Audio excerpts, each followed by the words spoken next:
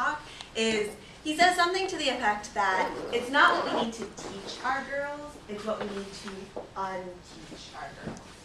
So when he says that, what is he talking about when he says like it's something we need to unteach our girls? Yes, ma'am. I'm just guessing.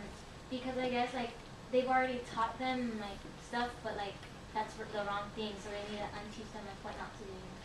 Gotcha. Okay, so we have to like unteach them what they've been expected to do in the past, right? And if you had to take a guess on what that meant, like what types of specific things he meant, what would you say to that? It's like child marriage.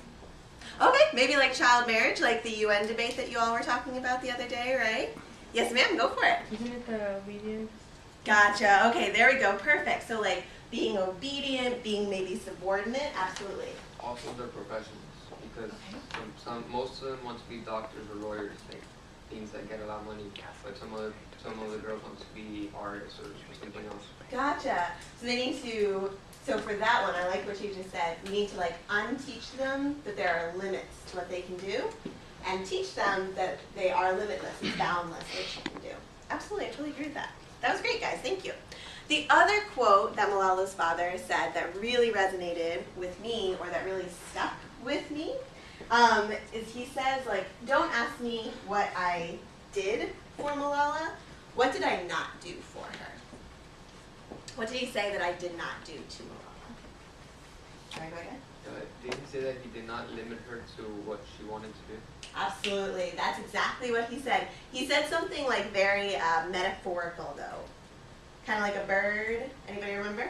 He didn't clip her wings. Absolutely. He did not clip her wings. So what do you think it means to like not clip somebody's wings? Well, like a lot of us have hopes and dreams, and it just like cut off and totally.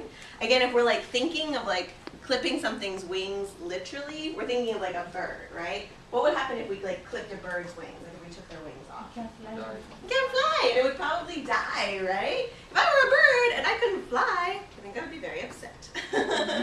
So the same thing would happen if we like put limitations, all right? So that's the type of thing that we're going to be talking about today. We are going to tie into some of the stuff that you guys have already been talking about, and hopefully we'll also learn some new stuff. Now, what we're going to be talking about can be very sensitive. It's very, very real. It's a little graphic. So obviously, like, I want to hear how you guys are thinking, how you're feeling about all this, and we'll have lots of time to like share and reflect as well. But the thing that I want to ground us in to kick us off is that although these are like uncomfortable images, although these are uncomfortable things to talk about, they are the reality of civil and women's rights in the countries that we're going to be studying. And today we're also going to be looking at why.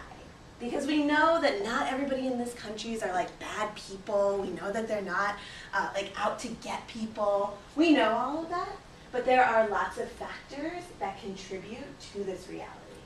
And that's what we're going to be looking at today. But first, let's look at what this reality actually looks like in some of these countries that we're going to be studying. The first one that I want to talk about, and this is very intense and very graphic, and I want to hear how you guys are reacting to this. But one of the practices of reality in the countries that we're going to be studying in the Middle East and Northern Africa is actually female genital mutilation, which means they literally cut girls' genitalia. They do not cut boys' genitalia. This is solely a women's issue. And as you can see here from this picture up here, does this look very clean? Does it look like we're in a hospital of any sort? And even like rudimentary sanitation things like boiling water or using clean tools, it's not really happening right here. Like I feel like maybe she's on the ground, she's on dirt, these people aren't wearing gloves, like even very basic things, not happening. So does this seem like a very safe practice? No. No. So why on earth would this be happening? Take like 30 seconds and think about like why, like what the meaning behind this act of violence is. Just take 30 seconds to think.